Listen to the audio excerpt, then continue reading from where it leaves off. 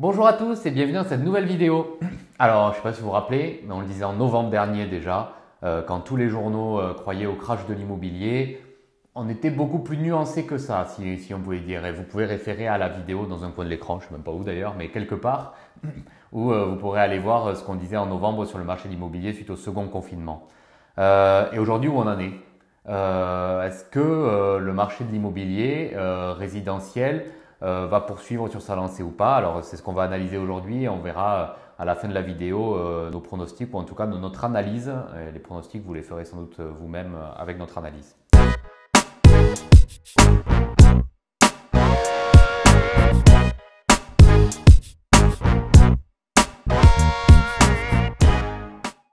Alors, bon déjà on va pas le remettre ici, mais on a déjà vu que les médias disent souvent tout et n'importe quoi.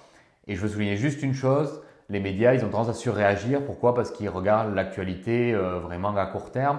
Euh, et donc, qui dit crise, ils peuvent imaginer qu'il y a crise partout. Les gens ont moins d'emplois, potentiellement les budgets baissent et donc ils pensent que l'immobilier va être en crise. La réalité c'est que l'immobilier, comme vous vous en doutez tous, c'est des choses très long terme. C'est même un des rares secteurs qui réagit à très long terme. Quand vous avez une baisse ou une hausse de prix, ça prend 12 à 18 mois parce que les process de vente sont longs tout simplement. Et les gens, quand ils achètent de l'immobilier, ils se projettent à très long terme. La moyenne de détention d'un bien, c'est 7 ans. Mais en général, quand on achète, on se projette encore plus loin, plutôt à 15, 20 ans à l'horizon du prix immobilier finalement. Alors, quelques chiffres en vrac pour se donner un petit peu les tendances. Bon, déjà, les prix a priori n'ont pour l'instant pas baissé. On a vu à Paris un petit peu des légères baisses, mais pas en France globalement.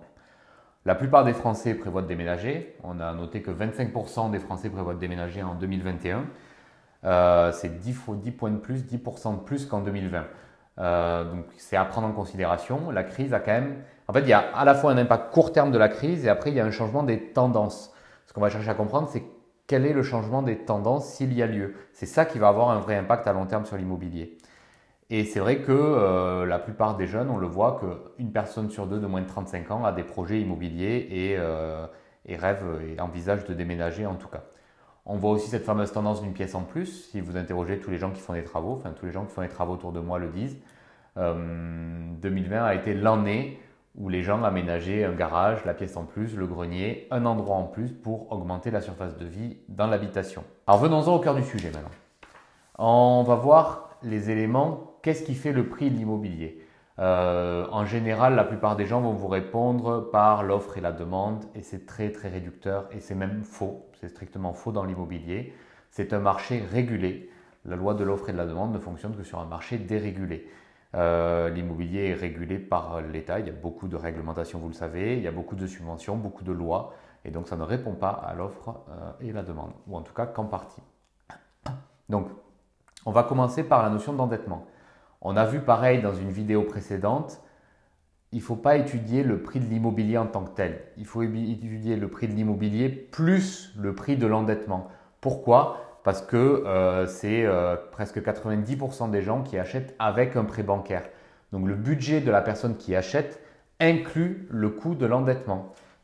Donc par exemple, le fait que les prix ont monté dans les 10 dernières années s'explique en grande partie, mais c'est sans doute à 80% lié à la baisse des taux immobiliers et pas autre chose, et pas à l'offre et la demande. Elle est liée à la baisse des taux immobiliers. Et on voit aujourd'hui par exemple que les taux sont maintenus. Donc effectivement sous impulsion de l'État, vous savez que c'est une méthode justement pour relancer l'économie. Donc aujourd'hui ils maintiennent les taux aux environs de 1,2%, on va dire. Bon, le but c'est pas de parler des taux ici, mais en tout cas ils sont bas et ils sont maintenus bas assez volontairement.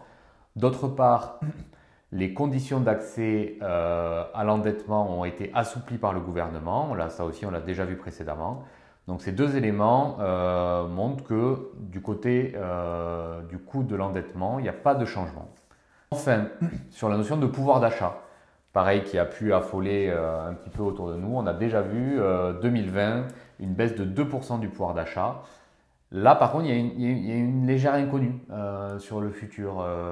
Est-ce que les entreprises, vous savez que les entreprises n'ont pas fait faillite? Est-ce qu'il y a plus de gens qui vont se retrouver au chômage? Est-ce qu'il va y avoir des difficultés?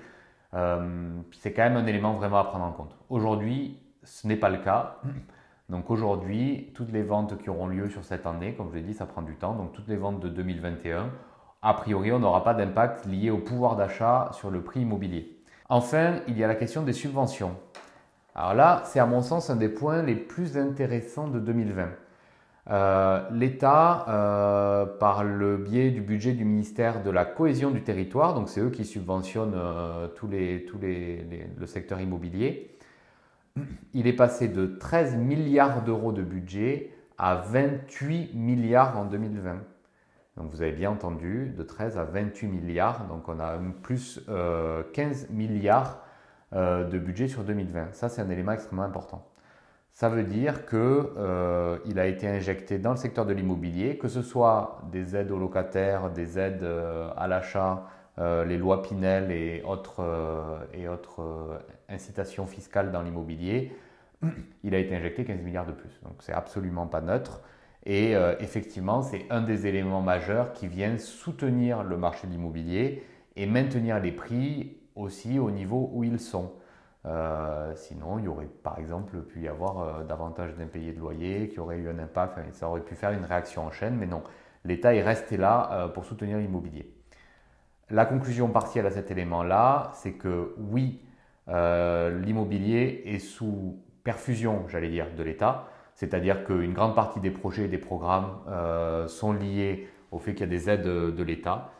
Est-ce que ça doit être inquiétant ou rassurant? À vous de voir.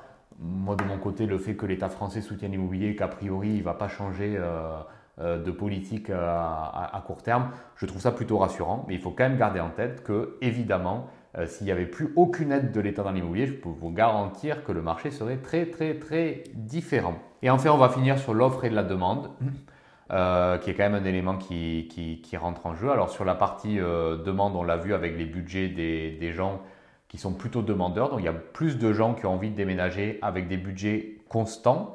C'est-à-dire que les pouvoirs d'achat ont peu baissé, les gens ont épargné et l'endettement est toujours aussi accessible. Et en termes d'offres sur le marché, par contre, donc nous, vous le savez, la plupart des agences vivent une pénurie de mandats, donc on a de moins en moins de biens à vendre. Sur les programmes neufs, il y a eu des retards de 20% des livraisons en 2020. Donc tout ça mis ensemble montre que la tension sur le marché est plutôt du côté d'une hausse des prix, enfin, du côté qui manque de vendeurs par rapport aux acquéreurs. Donc on arrive enfin à la conclusion. Qu'est-ce qu'on a dit dans tout ça finalement? On a dit pas mal d'éléments. La conclusion elle va être simple. Il y a deux scénarios possibles selon nous. Le premier, c'est effectivement une hausse des prix. Vous avez une tension, moins de biens à vendre et plus de gens qui veulent acheter. Les prix peuvent monter. Et ça serait la tendance. Mais quelle est la condition nécessaire pour que les prix puissent monter? C'est justement le budget des acquéreurs. Donc, soit on se retrouve avec des budgets des acquéreurs qui sont maintenus, c'est-à-dire que les pouvoirs d'achat des gens sont maintenus à long terme en 2022 grâce notamment aux aides des gouvernements qui pourrait y avoir suite à la crise. Et dans ce cas, oui, les prix risquent de monter liés à la tension. Soit les acquéreurs ne sont pas capables d'augmenter les budgets et dans ce cas, effectivement, ce ne sont pas les prix qui vont monter, mais le nombre de transactions qui va baisser et se restreindre au strict minimum des besoins des gens. C'est-à-dire qu'il n'y aura plus les transactions par opportunité parce que mon bien est monté en termes de prix. Et enfin, petite subtilité dont on ne rentre pas en détail ici, mais évidemment par secteur c'est très différent. Vous savez que notamment Paris, c'est un petit peu l'inverse aujourd'hui, c'est-à-dire que il y a un petit peu plus d'appartements à vendre qui ont du mal à trouver preneur, alors que les couronnes parisiennes et tout ce qui va être vers le Grand Paris a vraiment plutôt le vent en poupe et s'améliore de jour en jour. Merci de nous avoir écoutés, j'espère qu'on vous aura éclairé et donné des éléments en tout cas pour prendre vos décisions dans l'immobilier.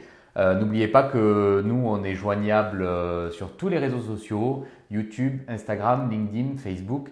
Abonnez-vous à la chaîne. Contactez-nous si vous voulez échanger et avoir plus d'éléments. On est toujours disponible pour répondre aux questions. Et venez nous voir aussi dans notre agence toute neuve qui vient de sortir. Merci à tous et à bientôt.